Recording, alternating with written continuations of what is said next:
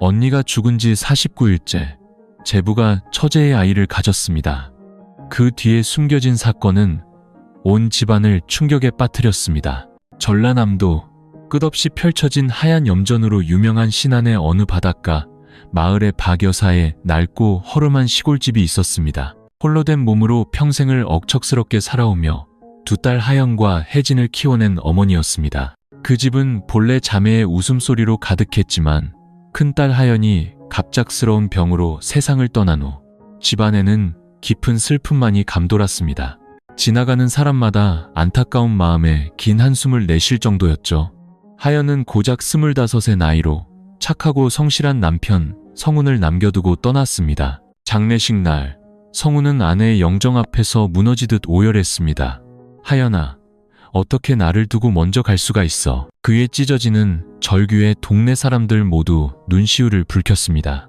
슬픔이 채가 시기도 전 언니의 49제가 막 끝났지만 그 상실감은 어제 일처럼 생생했습니다. 그동안 동생 혜진은 22살의 어린 나이에도 언니를 대신해 모든 집안일을 도맡았습니다. 어머니의 밥상을 차리는 것부터 형부의 옷가지를 챙기는 것까지 묵묵히 제 몫을 해냈습니다. 사람들은 혜진을 보며 칭찬을 아끼지 않았죠. 혜진이 참 효녀야. 언니가 가자마자 엄마랑 형부를 저렇게 잘 챙기잖아. 하지만 칭찬 뒤로는 점차 수군거리는 소리도 들려왔습니다. 아무리 그래도 형부랑 너무 붙어 다니는 거 아니야? 남들 보기 좀 그렇다. 성훈은 아내를 잃은 충격에 매일 밤 술에 취해 아내의 제사상 앞에서 슬픔을 토해냈습니다. 혜진은 그런 형부를 침대에 눕히고 속을 풀어줄 생강차를 끓여주며 곁을 지키는 날이 많았습니다. 서로를 향한 안타까운 눈빛, 무심코 스치는 손길, 제사상 앞에서 함께 흘린 눈물, 이 모든 것이 두 사람의 마음속에 위태롭고 애처로운 감정의 씨앗을 뿌리고 있었습니다. 머리가 희끗해진 노모방 여사는 막내딸이 안쓰럽고 사위가 짠했습니다. 그녀는 두 사람이 가까워지는 것을 세상 사람들이 의심의 눈초리로 볼 것이라고는 상상도 못했습니다. 딸 죽은 지 얼마나 됐다고 처제가 형부 옆에 딱 붙어있는 게 말이 돼? 이웃의 한마디가 비수처럼 박 여사의 귀에 꽂혀 여러 날 밤을 지새우게 했습니다. 가문의 큰어른인 큰아버지는 엄한 목소리로 말했습니다. 우리 집안에 흠이 가는 소리가 들려서는 안 된다. 동네 사람들 말에 내가 머리가 다 아플 지경이야. 혜진이는 동생으로서 분수를 알아야 하고 성훈이도 사위로서 도리를 지켜야 해. 하연이 49제에 먹칠하는 짓은 용납 못한다. 하지만 인생이 어찌 정해진 길로만 가겠습니까? 깊은 슬픔과 비바람치는 긴 밤 속에서 사람은 쉽게 약해지는 법. 찰나의 실수, 선을 넘는 한 걸음이 예측할 수 없는 비극을 낳을 수 있었습니다. 그리고 마침내 아무도 예상하지 못했던 일이 벌어졌습니다.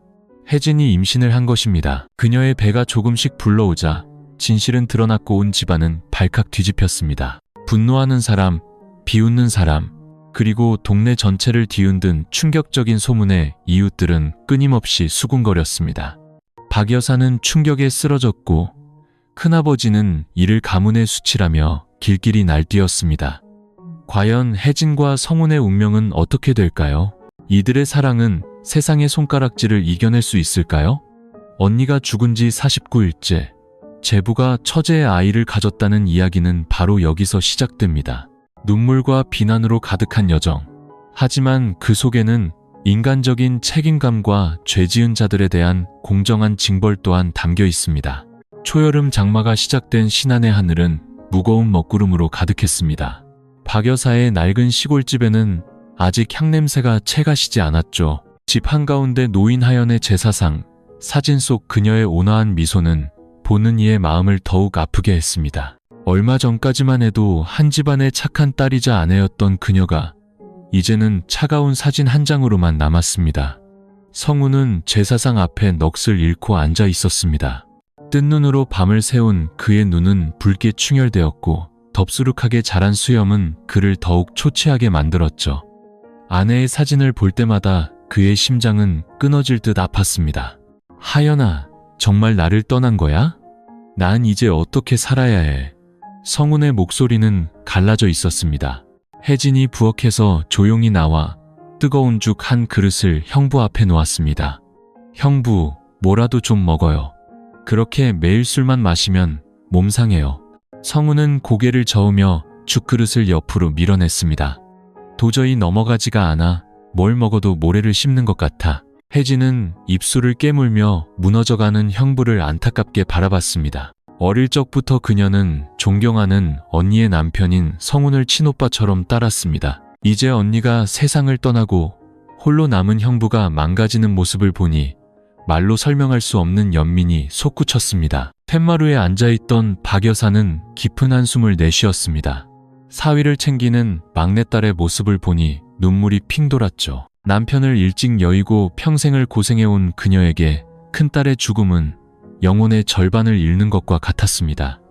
혜진마저 없었다면 그녀는 버티지 못했을 겁니다. 그날 오후 혜진이 빨래를 널고 있을 때 옆집 김씨 아주머니가 지나가며 툭 던지듯 말했습니다. 혜진이 요즘 형부 챙기는 게 아주 지극정성이네. 매일같이 붙어 다니는 게 꼭 신혼부부 같아. 그 말에 혜진의 얼굴이 화끈 달아올랐습니다. 그녀는 애써 빨래를 넣는 척했지만 심장은 미친 듯이 뛰었습니다. 집안에서 그 말을 들은 박 여사도 미간을 찌푸렸습니다. 세상의 입이 얼마나 무서운지 아는 그녀는 작은 말 한마디가 온 동네에 퍼져 큰일이 될 것을 직감했습니다. 밤이 되자 지붕 위로 빗방울이 듣기 시작했습니다. 성우는 또다시 술잔을 기울이며 아내의 사진에 시선을 고정했습니다. 혜진은 조용히 향을 피우며 그를 위로했습니다. 형부, 이제 그만해요. 언니가 하늘에서 이 모습을 보면 마음 아파할 거예요. 성훈이 고개를 돌려 붉게 충혈된 눈으로 혜진을 바라봤습니다. 혜진아, 세상은 왜 이렇게 불공평한 걸까? 내 언니처럼 착한 사람은 일찍 데려가고 나 같은 놈은 이렇게 살려두고 말이야. 혜진은 목이 메어 형부의 어깨에 가만히 손을 얹었습니다. 언니는 떠났지만 형부 곁에는 엄마랑 제가 있잖아요. 힘내야죠. 그 순간 두 사람은 오랫동안 아무 말 없이 앉아 있었습니다. 밖에서는 비바람이 울부짖으며 그들의 외로움을 더욱 깊게 파고들었습니다. 어디선가 세상에 보이지 않는 눈초리가 그들의 작은 몸짓 하나하나를 지켜보고 있는 듯 했습니다. 그날 밤 방으로 돌아온 혜진은 잠을 이룰 수 없었습니다. 귓가에는 옆집 아주머니의 말이 맴돌고 눈앞에는 제사상 앞에 홀로 앉아있던 형부의 모습이 아른거렸습니다. 그녀의 마음속에 연민과 혼란 그리고 두려움이 뒤섞인 낯선 감정이 피어올랐습니다. 밖은 평온한 시골 마을이었지만 낡은 시골집 안에서는 폭풍의 시작을 알리는 두 개의 심장이 위태롭게 뛰고 있었습니다. 아무도 예측하지 못한 비극이 서서히 다가오고 있었습니다. 하연의 49제가 끝나고 며칠이 지났지만 집안의 공기는 여전히 무거웠습니다. 박 여사는 수시로 제사상 앞에 향을 피우며 딸의 이름을 불렀습니다. 그녀의 머리는 눈에 띄게 휘어졌고 눈은 늘 붉게 충혈되어 있었죠. 이웃들이 찾아와 위로의 말을 건넸습니다. 하연이처럼 착한 애를 하늘도 무심하시지. 박 여사님이 제일 안 됐어. 그럴 때마다 박 여사는 말없이 고개만 끄덕이며 눈물을 삼켰습니다. 성훈도 처음 며칠간의 충격에서 벗어나 억지로 공사판에 나가 일을 시작했습니다. 하지만 저녁이 되어 집에 돌아오면 그는 다시 말없이 아내의 사진만 뚫어지게 바라봤습니다. 밥을 먹다가도 수저를 내려놓고 넋을 잃기 일쑤였습니다. 혜진이 그의 밥그릇에 반찬을 놓아주며 애원했습니다. 형부, 뭐라도 좀 먹어요. 이렇게 굶으면 일할 힘이 어디서 나겠어요. 성우는 처제를 보며 억지 미소를 지었습니다. 혜진아, 밥맛이 하나도 없어. 내 언니가 떠난 뒤로는 모든 게 의미가 없게 느껴져. 그 말에 혜진은 가슴이 먹먹해졌습니다. 그녀는 형부가 슬픔을 억누르고 있다는 것을 알았지만 그의 침묵이 오히려 그녀의 마음을 무겁게 짓눌렀습니다. 언니가 살아있을 때 늘 어머니에게 자랑하던 말이 떠올랐습니다. 성훈 씨는 나를 정말 아껴줘요. 아무리 힘들어도 나랑 아이들은 부족함 없이 챙겨주거든요. 이제 언니가 떠나자 그 남자는 날개가 부러진 새처럼 보였습니다. 어느 무더운 여름밤 저녁 식사를 마친 박 여사는 피곤하다며 일찍 방으로 들어갔습니다. 성우는 툇마루에 앉아 달빛 아래 하얗게 빛나는 염전을 멀리 바라보고 있었습니다. 혜진이 옆에 앉아 부채질을 해주며 조심스럽게 물었습니다. 형부, 혹시 다른 사람 만날 생각은 없어요? 성우는 깜짝 놀라 그녀를 돌아봤습니다. 혜진아, 무슨 그런 소리를 해? 하연이 49제가 끝난 지 얼마 되지도 않았는데 어떻게 그런 생각을 하겠어? 혜진은 고개를 숙이며 작게 말했습니다. 그냥 형부가 너무 외로워 보여서요. 그 순간 두 사람 사이에는 침묵이 흘렀습니다. 멀리서 들려오는 풀벌레 소리만이 정적을 깨고 있었죠. 성우는 한숨을 쉬며 쓸쓸한 눈빛으로 말했습니다. 나는 이제 어머님 잘 모시고 남은 도리를 다하고 싶을 뿐이야. 다른 생각은 해본 적 없어. 하지만 그의 대답은 혜진의 마음속에 이상한 연민을 더욱 깊게 새겼습니다. 그녀는 형부가 단순히 아내를 잃은 남자가 아니라 누군가의 보살핌과 온기가 필요한 한 사람으로 느껴졌습니다. 동네의 소문은 날이 갈수록 무성해졌습니다. 혜진이 시장에 갈 때마다 사람들은 보란듯이 떠들었죠. 저기 봐, 형부 챙기는 게 꼭 아내 같아. 그러게 말이야, 저러다 무슨 일 나겠어. 그 말을 들은 혜진은 얼굴이 새빨개져 서둘러 집으로 돌아왔습니다. 그날 밤 그녀는 벽을 보고 누워 조용히 눈물을 흘렸습니다. 왜 사람들이 그런 말을 하게 놔뒀을까? 나는 그저 형부가 덜 힘들었으면 했을 뿐인데. 하지만 마음 깊은 곳에서는 그녀 역시 자신의 감정에 변화가 생겼음을 느끼고 있었습니다. 툇마루에 홀로 앉은 성우는 술잔을 비우고 또 채웠습니다. 아내가 그리웠지만 오후에 봤던 혜진의 슬픈 눈빛을 떠올리자 마음이 흔들렸습니다. 그는 세차게 머리를 흔들며 다짐했습니다. 안 돼, 성훈아. 혜진이는 내 처제야. 절대 안 될 일이야. 하지만 인생은 이성의 뜻대로만 흘러가지 않았습니다. 외로운 밤이 길어질수록 한 지붕 아래서 슬픔을 나누던 두 사람은 점점 더 가까워졌고 그 가까움은 피할 수 없는 비극의 씨앗을 싹 틔우고 있었습니다. 신안의 밤바람이 거세게 불고 빗줄기가 낡은 지붕을 세차게 때렸습니다. 작은 집 안, 희미한 등잔불이 바람에 따라 흔들렸습니다. 박 여사는 피곤함에 일찍 잠자리에 들었고 거실에는 혜진과 성훈만이 남아 있었습니다. 하연의 제사상에는 향연기가 자욱했고 바닥에는 빈 술병이 나뒹굴고 있었죠. 성훈은 고개를 숙인 채 잠긴 목소리로 말했습니다. 혜진아, 내 언니가 너무 보고 싶어. 옷을 깁던 모습, 밥을 차려주던 모습 하나하나가 전부 다 하늘은 왜 언니를 데려간 걸까? 혜진은 입술을 꾹 깨물고 떨리는 손으로 생강차를 형부 앞에 놓았습니다. 형부, 이거 마시고 속 좀 풀어요. 술 그만 마셔요. 언니가 하늘에서 보면 얼마나 마음 아프겠어요. 성훈이 고개를 들었습니다. 그의 붉은 눈이 혜진을 똑바로 응시했습니다. 등잔불 아래 그녀의 어린 얼굴에는 걱정이 가득했고 젖은 머리카락과 슬픔에 찬 눈빛은 애처로워 보였습니다. 그 순간 성훈은 혜진에게서 아내의 그림자를 보았습니다. 심장이 멎는 듯했고 목이 메어왔습니다. 그는 혜진의 작은 손을 잡으며 갈라진 목소리로 말했습니다. 고맙다, 혜진아. 네가 없었으면 난 정말 버티지 못했을 거야. 혜진은 깜짝 놀라 손을 빼려 했지만 성훈의 고통스러운 눈빛이 그녀를 붙잡았습니다. 두 사람은 말없이 앉아 있었고 밖에서는 빗소리만 요란했습니다. 혜진의 심장을 관통하는 미세한 떨림. 그녀는 이것이 잘못된 일이라는 것을 알았지만 형부를 향한 강렬한 연민이 솟구쳤습니다. 형부는 언니를 잃었어. 너무 외로워 보여. 이 손을 놓을 수가 없어. 그 생각에 그녀는 성훈이 잡은 손에 힘을 풀었습니다. 밖에서 천둥이 크게 울렸습니다. 성훈이 몸을 기울이자 짙은 술 냄새와 함께 오랫동안 억눌렸던 갈망이 그의 눈에서 타올랐습니다. 혜진아, 딱 한 번만. 나 더는 못 견디겠어.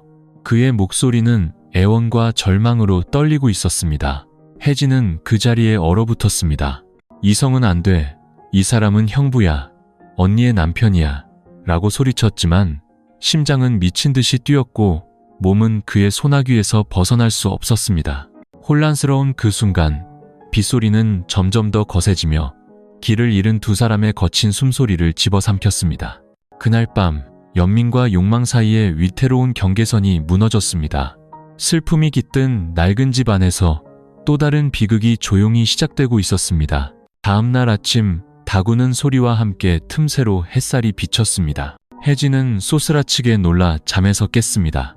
자신의 옆에 누워있는 성운, 구겨진 이불, 아직 술기운이 남은 형부의 얼굴, 끔찍한 두려움이 밀려왔습니다. 그녀는 벌떡 일어나 떨리는 심장을 부여잡았습니다. 세상에, 내가 무슨 짓을 한 거지? 성운이 눈을 뜨자 공포에 질린 혜진의 모습이 보였습니다. 그 역시 벌떡 일어나 머리를 감싸 쥐었습니다. 혜진아, 미안하다. 내가 정말 미안해. 하연이에게도 너에게도 씻을 수 없는 죄를 지었어. 두 사람은 눈물 어린 눈으로 서로를 바라볼 뿐 아무 말도 할 수 없었습니다. 어젯밤의 일이 누구에게도 알려져선 안 될 금기이자 죄악임을 알고 있었기 때문입니다. 혜진은 서둘러 옷을 챙겨 입고 밖으로 뛰쳐나갔습니다. 비에 젖은 흙을 밟는 그녀의 다리는 후들거렸습니다. 비는 그쳤지만 그녀의 마음속에는 거대한 폭풍이 몰아치고 있었습니다. 오늘부터 자신의 인생이 가시밭길로 들어서게 될 것을 직감했습니다. 그 운명의 밤이 지나고 염전 옆 시골집의 시간은 더욱 무겁게 흘러갔습니다. 혜진은 형부의 얼굴을 똑바로 쳐다보지 못했습니다. 그녀는 더 많은 일을 하며 그를 피했고 성운이 거실에 있을 때면 어떻게든 그 자리를 벗어나려 애썼습니다. 하지만 피할수록 마음은 더 복잡해졌습니다. 하연의 제사상을 지날 때마다 심장이 쿵 내려앉았습니다. 사진 속 언니의 온화한 눈빛이 자신의 속을 꿰뚫어 보는 것 같아 그녀는 죄책감에 고개를 숙였습니다. 언니, 미안해. 내가 언니를 배신했어. 나는 더 이상 언니의 동생이 될 자격이 없어. 혜진은 수없이 눈물을 흘리며 되뇌었습니다. 성운의 상황도 나을 게 없었습니다. 그는 말이 없어졌고 하루 종일 공사판에서 일만 했습니다. 밤이 되면 툇마루에 앉아 멍하니 있었고 그의 눈에는 늘 불안감이 서려 있었습니다. 때로는 혼잣말을 중얼거렸습니다. 하연아, 나를 용서해줘. 내가 너무 약했어. 어느 날 밤 박 여사가 잠든 후 성운은 혜진을 마당으로 불렀습니다. 비가 부슬부슬 내리고 짭짤한 바닷바람이 불어왔습니다. 그가 머뭇거리며 말했습니다. 혜진아, 그날 일은 정말 미안하다. 내가 너와 내 언니에게 큰 죄를 지었어. 그 일은 없었던 일로 하자. 혜진은 고개를 숙인 채 눈물을 흘렸습니다. 그녀가 작게 대답했습니다. 하지만 어떻게 없었던 일이 될 수 있겠어요? 두 사람 사이에는 다시 침묵이 흘렀고 멀리서 들려오는 벌레 소리만이 정적을 채웠습니다. 잠시 후 성운은 주먹을 꽉 쥐며 말했습니다. 그럼 우리 둘만 아는 비밀로 묻어야 해. 절대로 아무도 알아선 안 돼. 이게 알려지면 우리 가족 모두 동네에서 얼굴을 들고 다닐 수 없어. 약속해줘. 혜진은 떨리는 몸으로 고개를 끄덕였습니다. 가슴이 아프고 두려웠지만 형부가 자신을 외면하지 않았다는 사실에 작은 위안을 느꼈습니다. 시간이 흘렀지만 동네의 소문은 사그라들지 않았습니다. 혜진이 시장에 갈 때마다 등 뒤에서 수군거리는 소리가 들렸습니다. 저 애 형부를 정말 좋아하는 것 같아. 보통 사이가 아니야. 그러게. 눈빛이 늘 슬픔에 차 있어. 분명 무슨 일이 있는 거야. 혜진은 그 말을 들을 때마다 가슴이 철렁 내려앉고 얼굴이 화끈거려 서둘러 집으로 돌아왔습니다. 집에 도착하자마자 그녀는 툇마루에 주저앉아 얼굴을 감싸고 흐느꼈습니다. 퇴근하던 성우는 그 모습을 보고 멀리서 한숨만 내쉴 뿐이었습니다. 그의 마음속 죄책감은 끝이 없었습니다. 한편으로는 가족의 명예를 지키고 싶었지만 다른 한편으로는 그날 밤 이후 혜진과 생긴 유대감을 부정할 수 없었습니다. 그는 자문했습니다. 이것은 운명의 장난인가? 착한 아내가 떠난 빈자리를 그녀의 동생이 채우게 되다니. 이건 실수인가? 아니면 운명인가? 그날 밤 모두가 잠든 후 혜진은 방에 누워 있었습니다.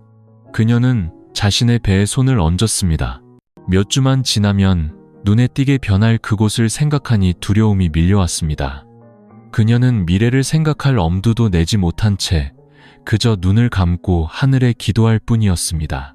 밖에서는 바닷바람이 울부짖으며 진짜 폭풍은 이제 막 시작되었음을 경고하고 있었습니다. 그 운명적인 밤 이후 시간은 더디지만 긴장 속에서 흘러갔습니다. 혜진은 아침마다 속이 메스껍고 피곤했으며 아랫배가 묵직하게 아파왔습니다. 처음에는 과로로 인한 몸살이라 생각했지만 생리가 한 달 넘게 멈추자 검은 그림자 같은 불안감이 그녀를 덮쳤습니다. 어느 날 아침 마당에서 채소를 씻던 혜진은 현기증을 느끼며 쓰러질 뻔했습니다.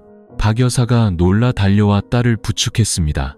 혜진아, 왜 그래? 요즘 얼굴이 너무 안 좋아 보이는데 혹시 엄마한테 숨기는 거 있니? 혜진은 억지로 미소를 지으며 대답했습니다. 아니에요. 엄마, 그냥 잠을 좀 설쳐서 그래요. 괜찮아요.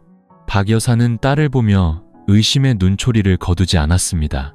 수십 년간 홀로 자식을 키워온 그녀를 속이기는 쉽지 않았죠. 하지만 그녀는 마음을 억누르며 한숨과 함께 말했습니다. 너무 무리하지 말고 좀 쉬어라. 혼자서 일 다 하려고 하지 말고. 혜진은 고개를 끄덕였지만 마음은 실타래처럼 엉켜 있었습니다. 그날 밤 그녀는 방에 멍하니 앉아 떨리는 손을 배에 얹고 중얼거렸습니다. 설마 임신한 건 아니겠지? 만약 그렇다면 난 이제 어떻게 해야 하지? 바로 그때 성훈이 흐느끼는 소리를 듣고 방문을 살짝 열었습니다. 웅크리고 앉아 눈물을 흘리는 혜진을 보고 그가 조심스럽게 물었습니다. 혜진아, 무슨 일 있어? 혜진은 깜짝 놀라 서둘러 눈물을 닦았습니다. 아니요, 아무것도 아니에요. 하지만 그녀의 겁에 질린 눈빛은 성훈을 더욱 불안하게 만들었습니다. 그의 머릿속에 애써 외면했던 생각이 스쳤습니다. 설마 혜진이가 임신을? 심장이 거세게 뛰고 극심한 혼란이 밀려왔습니다. 다음 날 혜진은 시장에 간다는 핑계로 읍내 약국에 들렀습니다. 그녀는 조심스럽게 임신 테스트기를 사서 옷 속에 숨겼습니다. 집에 돌아오는 내내 심장이 터질 것 같았습니다. 방으로 들어간 그녀는 떨리는 손으로 설명서에 따라 테스트를 진행했습니다. 몇 분 후 선명한 두 줄이 나타났습니다. 그녀는 순간 정신이 아찔해지며 다리에 힘이 풀려 바닥에 주저앉았습니다. 눈물이 쉴 새 없이 흘러내렸습니다. 세상에, 정말 임신이었어. 아가야, 왜 하필 이런 상황에 찾아온 거니? 그날 밤 혜진은 성훈에게 사실을 털어놓았습니다. 그녀의 목소리는 가늘게 떨렸습니다. 형부, 저 임신했어요. 성훈은 그 자리에 얼어붙었고 얼굴은 새하얗게 질렸습니다. 손에 들고 있던 컵이 바닥에 떨어져 산산조각 났습니다. 그가 더듬거리며 말했습니다. 세상에, 혜진아, 확실한 거니? 혜진은 울음을 터뜨리며 고개를 끄덕였습니다. 성훈은 머리를 감싸쥐고 넋이 나간 사람처럼 뒷걸음질 쳤습니다. 잠시 후 그는 의자에 주저앉아 거친 숨을 몰아쉬었습니다. 끝장이야. 이 사실이 알려지면 어머님도 집안 어른들도 나를 짐승만도 못하게 볼 거야. 혜진이 흐느끼며 말했습니다. 알아요. 하지만 뱃속의 아이는 죄가 없잖아요. 저는 아이를 포기할 수 없어요. 그 말은 비수처럼 성훈의 심장에 밝혔습니다. 그는 혜진을 바라봤습니다. 붉게 충혈된 눈, 아직은 평평한 배를 감싸준 떨리는 손, 순간의 약함이 낳은 작은 생명이 이제 두 사람에게 감당하기 힘든 짐이 되어 돌아왔습니다. 밖에서는 밤의 정적을 깨는 개 짖는 소리가 바닷바람 소리에 섞여 들려왔습니다. 성훈은 주먹을 꽉 쥐었습니다. 그의 눈에는 깊은 불안감이 가득했습니다. 그는 이제부터 진짜 폭풍이 닥쳐올 것을 직감했습니다. 뱃속에 작은 생명이 자라고 있다는 것을 알게 된 후 혜진은 기쁨 반, 두려움 반의 상태로 하루하루를 보냈습니다. 거울을 볼 때마다 그녀는 배에 손을 얹고 중얼거렸습니다. 아가야, 미안해. 엄마가 세상의 손가락질을 어떻게 감당해야 할지 모르겠어. 하지만 꼭 너를 지켜줄게. 반면 성훈은 넋이 나간 사람 같았습니다. 낮에는 일에 몰두했지만 밤이 되면 말없이 앉아 있었죠. 창백해진 혜진을 볼 때마다 연민과 후회가 동시에 밀려왔습니다. 그는 몇 번이고 아이를 지우자고 말하려 했지만 눈물을 글썽이는 그녀를 보면 목이 메어 차마 입을 뗄 수 없었습니다. 어느 날 아침 온 가족이 식사를 할 때였습니다. 박 여사가 막내딸을 유심히 보더니 미간을 찌푸렸습니다. 혜진아, 너 요즘 살쪘니? 얼굴도 동그래지고 자꾸 피곤해하는 게 혹시 어디 아픈데 숨기는 거 아니지? 혜진은 화들짝 놀라며 더듬거렸습니다. 아니에요, 엄마. 그냥 요즘 잘 먹어서 그런가 봐요. 저 건강해요. 박 여사는 고개를 끄덕였지만 의심의 눈초리는 거두지 않았습니다. 아이를 낳아 키워본 그녀가 임신 증상을 모를 리 없었죠. 그녀의 마음속에 불안감이 싹트기 시작했습니다. 동네의 소문도 점점 더 험악해졌습니다. 혜진이 시장에 갈 때마다 생선 파는 아주머니들이 보란듯이 수군거렸습니다. 저 애 아무래도 임신한 것 같아. 어머, 정말? 그럼 애 아빠는 말 안 해도 알겠네. 그 말에 혜진의 얼굴이 불타는 듯 뜨거워지고 다리가 후들거렸습니다. 그녀는 서둘러 장바구니를 들고 집으로 달려왔고 눈에는 눈물이 가득 고였습니다. 마당에 도착하자마자 그녀는 주저앉아 얼굴을 감싸고 흐느꼈습니다. 그날 밤 성훈이 다가와 그녀를 위로했습니다. 혜진아, 무서워하지 마. 내가 아무도 너희를 해치지 못하게 할게. 혜진이 목맨 소리로 말했습니다. 하지만 집안 어른들은요? 그분들이 저를 어떻게 보겠어요? 사람들은 저를 언니 남편 빼앗은 나쁜 년이라고 욕할 거예요. 전 어떻게 살아요? 성우는 주먹을 꽉 쥐었습니다. 그의 눈빛은 어두웠습니다. 필요하다면 내가 모든 잘못을 짊어질게. 내가 나서서 너를 지켜주겠어. 방 안에서 그 대화를 엿들은 박 여사는 심장이 철렁 내려앉았습니다. 사위의 말은 그녀의 등골을 서늘하게 했고 끔찍한 불안감이 목까지 차올랐습니다. 설마, 안 돼. 설마 혜진이가 성훈이랑? 다음날 아침 박 여사는 혜진을 툇마루로 따로 불렀습니다. 그녀의 목소리는 엄격했습니다. 엄마한테 사실대로 말해.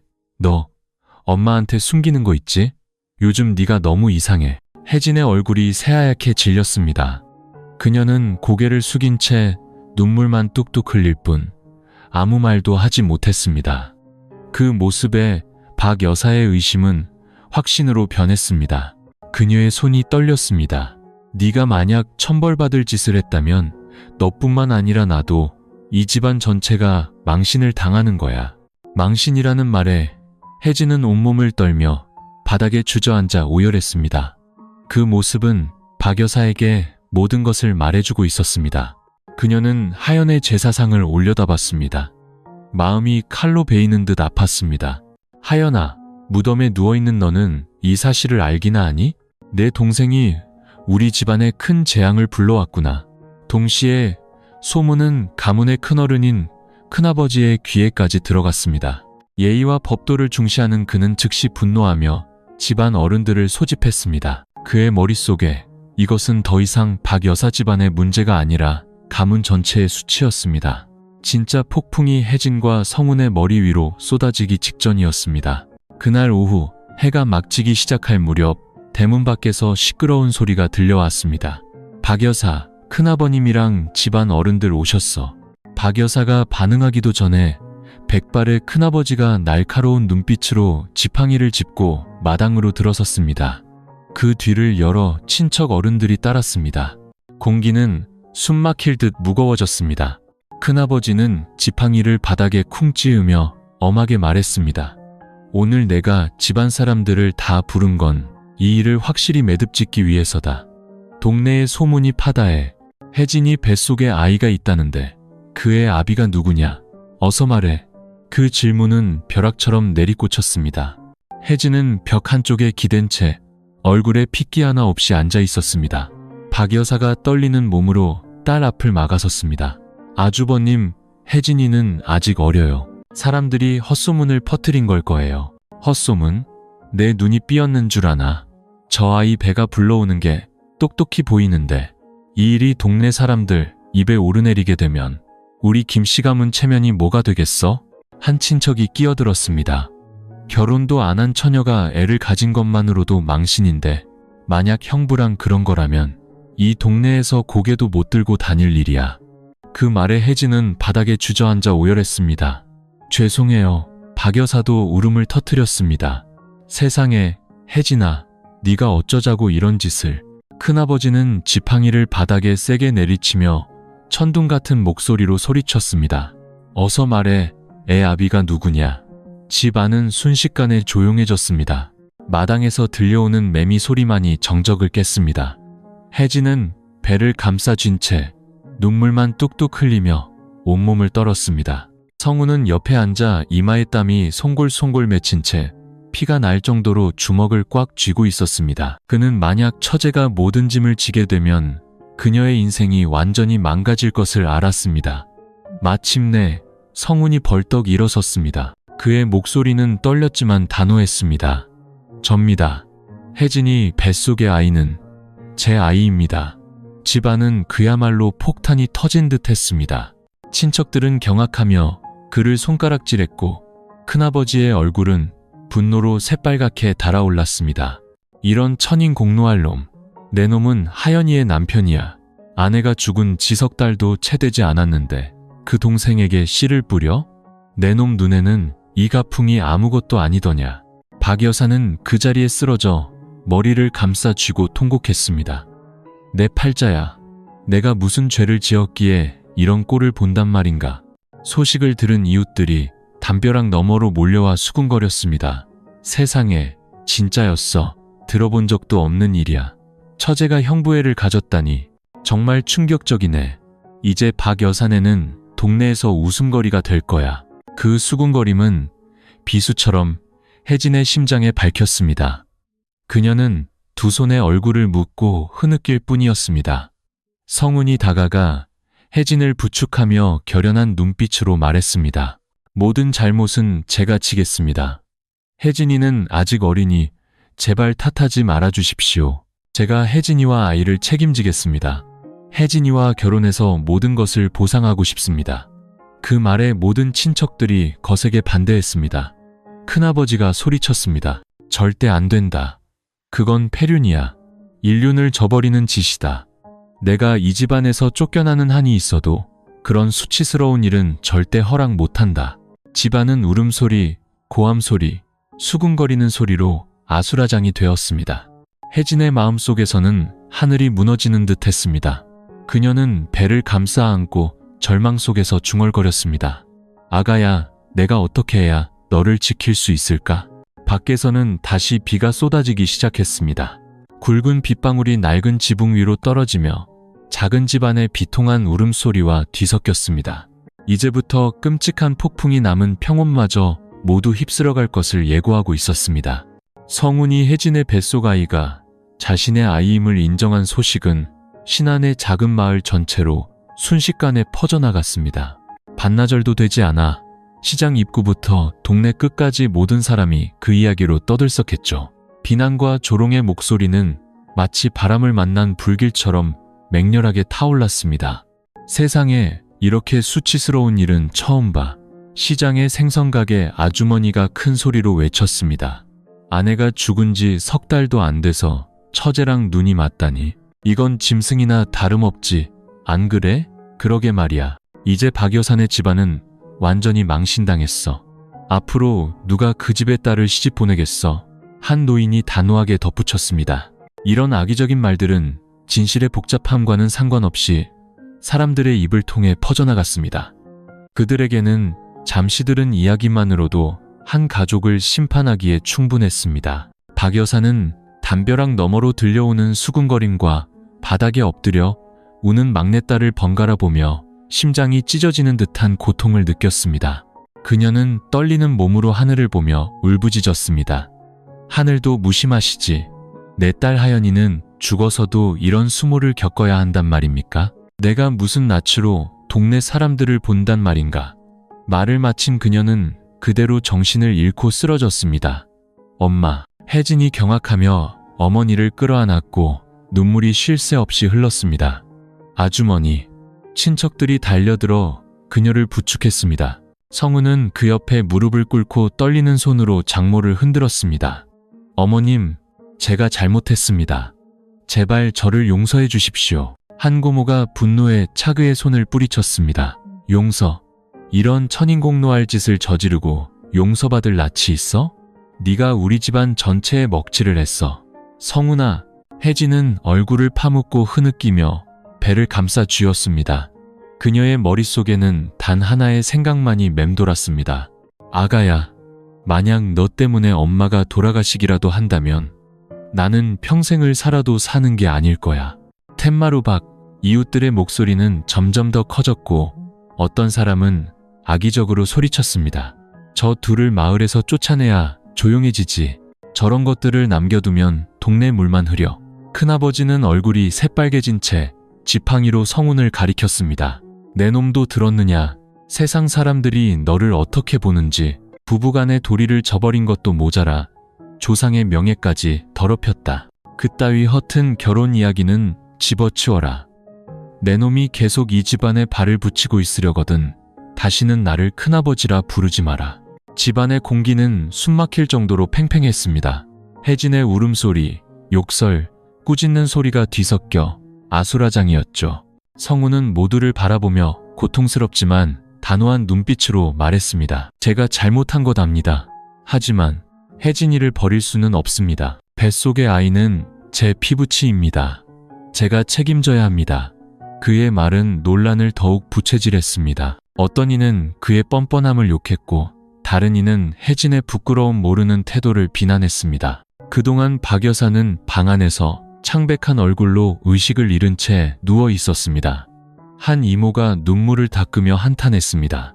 박 여사 팔자도 참 기구하지. 평생 고생하다 이제 두 딸 덕 좀 보나 했더니만. 그날 밤 낡은 시골집은 더 이상 평온하지 않았습니다. 희미한 등잔불 아래 모두의 얼굴은 넋이 나간 듯 보였습니다. 혜진은 배를 감싸 안고 텅 빈 눈으로 앉아 있었고 성우는 텐마루에서 조용히 담배를 피웠습니다.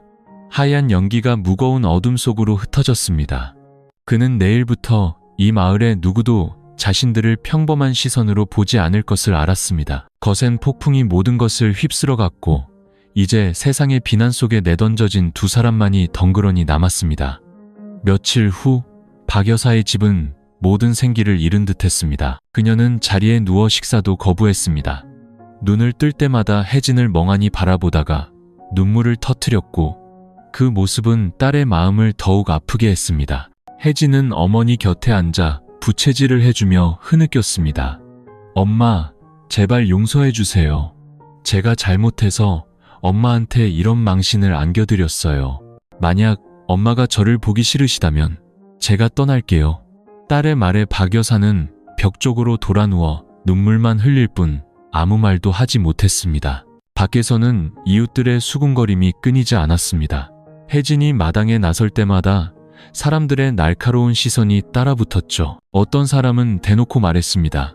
결혼도 안 한 처녀가 배가 저렇게 불러서는 쯧쯧 저런 건 다른 동네로 쫓아내야 해. 그 잔인한 말들은 비수처럼 그녀의 심장에 밝혔습니다. 밤이 되면 혜진은 배를 끌어안고 소리 없이 울었습니다. 그녀는 자신을 해방시키고 어머니에게 더 이상의 수치를 안겨주지 않기 위해 몇 번이고 아이를 지울 생각을 했습니다. 어느 날 밤 텐마루에 앉아있던 그녀가 떨리는 목소리로 성운에게 말했습니다. 형부, 생각해봤는데 아무래도 이 아이를 포기해야 할 것 같아요. 이 아이를 낳으면 엄마가 충격으로 돌아가실지도 몰라요. 사람들 욕을 들으며 저도 더는 살 수 없을 것 같아요. 성운의 얼굴이 새하얗게 질렸습니다. 그가 벌떡 일어나며 소리쳤습니다. 혜진아, 그런 말 마. 아이는 죄가 없어. 내 아이고 내 아이야. 온 세상이 우리를 욕해도 나는 절대 네가 아이를 포기하게 두지 않을 거야. 혜진은 붉게 충혈된 눈으로 울음을 터뜨렸습니다. 하지만 생각해봐요. 이 마을에서 매일 욕을 들으며 우리 아이가 커서도 손가락질 받으며 살아야 한다면 그 아이는 어떻게 견디겠어요? 성운이 그녀의 손을 꽉 잡으며 목맨 소리로 말했습니다. 내가 차라리 욕을 먹을게. 우리 아이 목숨을 잃게 할 수는 없어. 누가 감히 우리 아이를 무시한다면 내가 전부 막아설 거야. 약속할게. 혜진아, 내가 너희 모자를 꼭 지켜줄게. 그의 말은 차갑게 식어가던 혜진의 마음에 작은 불씨를 지폈습니다. 그녀는 성운의 야윈 얼굴과 결연한 눈빛을 보며 마음이 가라앉는 것을 느꼈습니다. 그녀는 배에 손을 얹고 조용히 한숨을 쉬었습니다. 바로 그때 방에서 나온 박 여사가 떨리는 목소리로 말했습니다. 너희 정말 그 아이를 낳을 생각이냐? 그럼 세상 사람들이 나를 언제까지 욕하겠니? 나는 죽어서도 눈을 못 감을 거야. 혜진은 울음을 터뜨리며 어머니 앞에 무릎을 꿇었습니다. 엄마, 죄송해요. 제가 잘못했어요. 하지만 제 아이를 제 손으로 죽일 수는 없어요. 엄마, 저를 불쌍히 여겨주세요. 이 아이를 불쌍히 여겨주세요. 제발 저희에게 기회를 주세요. 박 여사는 그 자리에 선 채 비처럼 눈물을 쏟았습니다. 한쪽에는 가문의 명예, 다른 한쪽에는 죄 없는 핏줄. 늙은 어머니의 마음은 양갈래로 찢어지는 듯 했습니다. 그날 밤 그녀는 잠 못 이루고 뒤척였습니다. 과거에 홀로 자식을 키우며 세상의 모진 말을 견뎌야 했던 시절을 떠올렸죠. 그녀는 누구보다 잘 알았습니다. 사람들의 욕설이 한 사람의 영혼을 죽일 수 있다는 것을. 하지만 태어나지도 못한 아이의 목숨을 빼앗는 것을 생각하니 심장이 칼로 베이는 듯 아팠습니다. 어둠 속에서 혜진 역시 잠들지 못했습니다. 그녀는 조용히 배에 손을 얹고 속삭였습니다. 아가야, 엄마가 꼭 너를 지켜줄게. 아무리 힘든 폭풍이 몰아쳐도 엄마는 절대 네 손을 놓지 않을 거야. 다음날 아침 햇살이 막 떠오를 무렵 이웃집 팔순 할머니가 박 여사의 집을 찾아왔습니다. 할머니는 젊어서 남편을 잃고 홀로 세 자녀를 키워낸 산전수전을 다 겪은 분이었습니다. 최근 박 여사네 집안이 시끄러운 것을 보고 안타까운 마음에 찾아온 것이죠. 거실에 들어선 할머니는 배를 감싸 안고 앉아있는 혜진을 보았습니다. 울어서 퉁퉁 부은 눈. 할머니는 조용히 한숨을 쉬며 그녀 옆에 앉았습니다. 얘야, 또 울었구나. 그만 울어라. 운다고 해결될 일은 아무것도 없단다. 혜진이 흐느끼며 목맨 소리로 말했습니다. 할머니, 제 잘못이 너무 커요. 모두가 저를 욕하고 엄마는 괴로워하세요. 그냥 제가 사라져버렸으면 좋겠어요. 할머니는 온화한 눈빛으로 그녀를 보며 말했습니다. 어리석은 소리 말아라. 이미 벌어진 일은 감당해야 하는 법이야. 내 뱃속에 아이가 있는데 어떻게 포기할 생각을 하니? 아이를 지우는 건 큰 죄를 짓는 거야. 뱃속의 아이는 아무 잘못이 없잖니. 혜진이 얼굴을 감싸고 흐느꼈습니다. 하지만 아이를 낳으면 엄마가 망신을 당하고 집안 어른들도 저희를 외면할 거예요. 동네 사람들의 손가락질도 너무 무서워요. 할머니가 그녀의 어깨를 부드럽게 쓰다듬었습니다. 세상 사람들 입은 막을 수 없어. 욕먹는 것도 듣다 보면 익숙해진단다. 중요한 건 네가 진심으로 살아가느냐 하는 것이지. 나도 옛날에 남편 없이 자식 키운다고 온갖 멸시를 다 받았어. 하지만 이를 악물고 아이들을 키웠고 지금은 모두 제 사람 굿이라며 잘 산단다. 남들은 며칠 욕하고 말지만 그들이 우리를 먹여 살려주는 건 아니잖니. 할머니의 말은 상처투성이었던 혜진의 마음에 시원한 바람처럼 스며들었습니다. 그녀는 조용히 눈물을 흘렸지만 마음은 한결 가벼워졌습니다. 바로 그때 성훈이 밖에서 들어왔습니다. 공사장에서 묻은 먼지가 어깨에 가득했죠. 그는 대화를 모두 들었고 두 눈이 붉게 충혈되었습니다. 그가 할머니에게 고개를 숙이며 말했습니다. 할머니, 감사합니다. 일이 터진 후로 욕만 들었는데 오늘 처음으로 위로가 되는 말씀을 들었습니다. 할머니가 고개를 끄덕였습니다. 성훈아, 나는 너희를 편드는 것도 나무라는 것도 아니다. 이미 벌어진 일은 정으로 살고 의리로 갚아야 하는 법이야. 네가 잘못을 인정하고 혜진이와 아이를 책임지겠다고 나섰으니 하늘도 언젠가는 너희를 가엾게 여겨줄 게다. 혜진이 눈물 어린 눈으로 성훈을 바라봤습니다. 그 순간 그녀는 마음 한구석에 기댈 곳이 생겼음을 느꼈습니다. 그날 오후 박 여사는 툇마루에 나란히 앉아있는 딸과 사위를 보았습니다. 두 사람의 얼굴에는 여전히 불안감이 가득했지만 눈빛에는 결의가 서려 있었죠. 그녀가 옆에 앉아 한숨을 쉬며 말했습니다. 내가 안다. 내가 막아도 소용없다는 걸. 하지만 너희는 똑똑히 기억해야 한다. 앞으로는 똑바로 살아서 이 아이가 부끄러운 핏줄이 아니라는 걸 세상에 보여줘야 한다. 어머니의 말에 혜진은 울음을 터뜨리며 그녀를 끌어안았습니다. 엄마, 약속할게요. 아이를 훌륭하게 키워서 엄마가 부끄럽지 않게 할게요. 성훈도 고개를 숙이며 단호하게 말했습니다. 제가 두 사람을 끝까지 책임지겠습니다. 온 마을이 저희를 욕하더라도 말입니다. 박 여사는 두 사람을 보며 여전히 가슴이 아팠지만 눈빛은 한결 부드러워졌습니다. 마음 깊은 곳에서 그녀는 막내딸의 선택을 받아들였고 뱃속에서 자라는 핏줄을 외면할 수 없음을 깨달았습니다. 밤이 깊어지고 혜진은 방에 누워 배에 손을 얹었습니다. 밖에서는 바닷바람이 윙윙 불었지만 이번에는 그녀의 마음에 두려움만 있는 것은 아니었습니다. 귓가에는 할머니의 말이 맴돌았습니다. 남들은 며칠 욕하고 말지만 그들이 우리를 먹여 살려주는 건 아니잖니. 그녀는 눈물 속에서 미소를 지으며 속삭였습니다. 아가야, 엄마가 너를 지켜줄게. 아무리 힘들어도 절대 네 손을 놓지 않을 거야. 혜진의 임신 소문은 가라앉기는커녕 날이 갈수록 들불처럼 번져나갔습니다. 사람들은 이제 거리낌 없이 박 여사의 집 앞을 지나가며 신랄한 말을 던졌습니다. 실제 집안은 완전히 글렀어. 저 아이를 낳는 건 조상님 얼굴에 먹칠하는 꼴이지.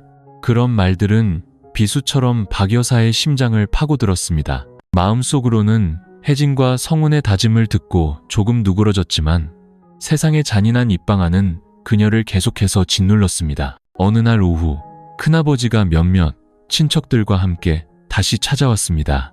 그의 얼굴은 분노로 가득했고 마당에 들어서자마자 소리쳤습니다. 박 여사, 대체 어쩔 셈인가? 이 수치스러운 일을 계속 끌고 갈 텐가? 박 여사가 가슴을 부여잡고 떨리는 목소리로 말했습니다. 아주버님, 아이들이 한순간 실수한 겁니다. 제발 한 번만 기회를 주세요. 기회? 무슨 기회? 큰아버지가 지팡이를 바닥에 세게 내리쳤습니다. 저 아이가 태어나면 온 세상이 우리 가문을 손가락질할 거야. 나중에 우리 후손들이 어디 가서도 멸시받고 살기를 바라는가? 혜진이 집안에서 나와 두 손으로 배를 감싸 안은 채 눈물을 흘렸습니다. 그녀는 큰아버지 앞에 무릎을 꿇었습니다. 큰아버님, 제가 잘못했어요. 하지만 뱃속의 아이는 죄가 없어요. 제발 아이를 지킬 수 있게 해주세요. 큰아버지는 분노하며 그녀의 얼굴을 가리켰습니다. 바로 그 아이 때문에 네가 이런 수모를 겪는 것이다. 집안이 조용해지려면 방법은 하나뿐이다. 그 아이를 지워라. 그 말에 혜진은 그 자리에 얼어붙은 채 배를 끌어안고 통곡했습니다. 뒤에 서 있던 성우는 참지 못하고 그녀 앞을 막아섰습니다. 안 됩니다. 누구도 혜진이에게 아이를 지우라고 강요할 수 없습니다. 모든 잘못은 제가 지겠습니다. 하지만 저 아이는 제 피부치입니다. 제가 지켜야 합니다. 친척들이 웅성거리며 반발했습니다. 네가 감히 집안 어른들에게 대드는 거냐? 그런 수치스러운 짓을 저지르고도 목소리를 높일 수 있단 말이냐?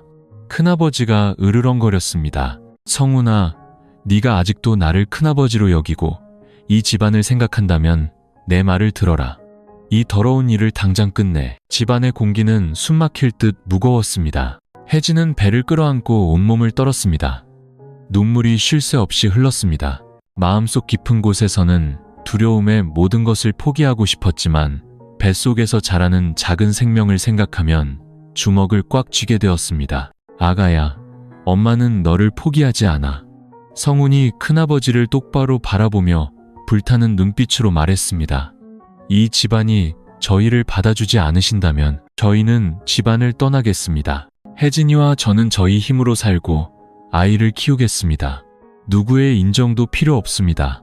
하지만 맹세컨대 누구도 제 피부치에 손대게 하지 않겠습니다. 그 말은 모든 관계를 끊어내는 칼날과 같았습니다.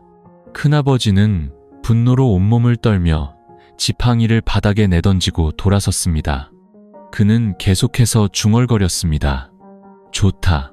오늘부터 너 같은 폐류나 조카는 없는 셈 치겠다. 박 여사는 의자에 주저앉아 눈물을 뚝뚝 흘렸습니다. 그녀는 이제 막내딸과 사위가 집안에서 완전히 버림받았음을 알았습니다. 하지만 성훈의 결연한 모습과 혜진의 애원하는 눈빛을 보며 더 이상 그들을 막을 힘이 없었습니다.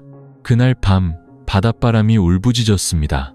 작은 집안, 세 사람은 말없이 서로의 곁에 앉아 있었습니다. 밖에서는 개 짖는 소리와 이웃들의 수군거림이 여전히 들려왔지만 혜진의 마음속에는 조용한 믿음이 싹트고 있었습니다. 앞으로의 길이 가시밭길임을 알았지만 적어도 그녀는 더 이상 혼자가 아니었습니다. 큰아버지가 등을 돌린 후 혜진이 형부의 아이를 가졌다는 소문은 잠잠해지기는커녕 들불처럼 번져나갔습니다. 그녀가 골목을 나설 때마다 이웃들의 날카로운 시선이 바늘처럼 그녀의 살갗을 찔렀습니다. 어느 날 아침 혜진이 시장에 채소를 사러 갔습니다. 가게에 들어서자마자 생선 파는 아주머니가 날카로운 목소리로 외쳤습니다. 어머, 형부랑 눈 맞아서 애벤 처제 아니야? 세상에, 평생 살면서 저렇게 더러운 꼴은 처음 보네. 다른 사람들이 비웃으며 끼어들었습니다. 저 애도 참 뻔뻔해. 어떻게 얼굴을 들고 시장에 나올 생각을 다 하지? 나라면 창피해서 집에만 있었을 텐데. 혜진은 그 자리에 얼어붙었고 얼굴이 새빨갛게 달아올랐습니다. 떨리는 손 때문에 채소 바구니를 바닥에 떨어뜨렸고 눈에서는 눈물이 왈칵 쏟아졌습니다. 그녀가 떨어진 채소를 하나씩 주울 때 주변 사람들은 동정은커녕 보란듯이 더 크게 떠들었습니다. 두고 봐. 나중에 애 낳으면 동네 사람들이 페류나라고 이름 붙여줄 텐데 커서 어떻게 살겠어. 그 말에 혜진은 울음을 터뜨리며 채소 바구니를 들고 집으로 달려왔습니다. 마당에 도착하자마자 주저앉아 통곡하며 중얼거렸습니다. 아가야, 엄마가 너에게 죄를 지었구나. 퇴근하던 성우는 그 모습을 보고 초췌한 얼굴로 달려와 그녀를 부축했습니다. 혜진아, 저 사람들 말 듣지 마. 세상 사람들 입은 원래 악한 법이야. 우리가 무서워할수록 저들은 더 좋아할 뿐이야. 혜진이 붉게 충혈된 눈으로 그를 올려다봤습니다. 하지만 더는 못 견디겠어요. 매일 욕을 듣고 길을 나서면 모두가 저를 경멸해요. 우리 아이가 태어나서 똑같은 조롱을 받을까봐 무서워요. 저보다 더 힘들 거예요. 성훈이 그녀의 어깨를 꽉 잡으며 떨리는 목소리로 말했습니다. 내가 약속했잖아. 내가 다 짊어질게. 우리 아이, 내가 훌륭하게 키워낼 거야. 아이를 포기하지 마. 혜진아, 너무 불쌍하잖아. 바로 그때 박 여사가 나와 그 대화를 모두 들었습니다. 그녀의 눈에서 다시 눈물이 흘렀습니다. 딸 옆에 앉으며 목맨 소리로 말했습니다. 나도 이제 어떻게 해야 할지 모르겠다.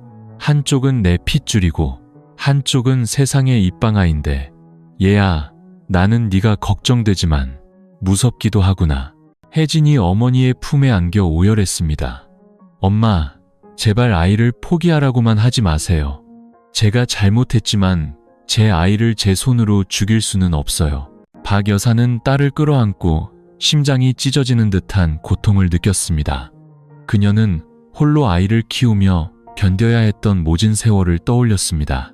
이제 막내딸이 자신과 똑같은 길을 걷게 되자 마음이 더욱 아팠습니다. 그날 오후 혜진이 우물가에서 물을 기를 때 동네 청년 몇몇이 지나가며 비웃었습니다. 어이, 조심해. 저 우물물 더러워지겠다. 저 물 마시면 우리도 폐류나 되는 거 아니야? 그들의 비웃음 소리에 혜진은 손발에 힘이 풀려 물통을 바닥에 떨어뜨렸습니다. 그녀는 얼굴을 감싸고 울음을 터뜨리며 집으로 달려 들어갔습니다. 그날 밤 혜진은 고열에 시달렸습니다. 그녀는 의식을 잃은 채 계속해서 중얼거렸습니다. 아가야, 미안해. 엄마는 너무 무서워.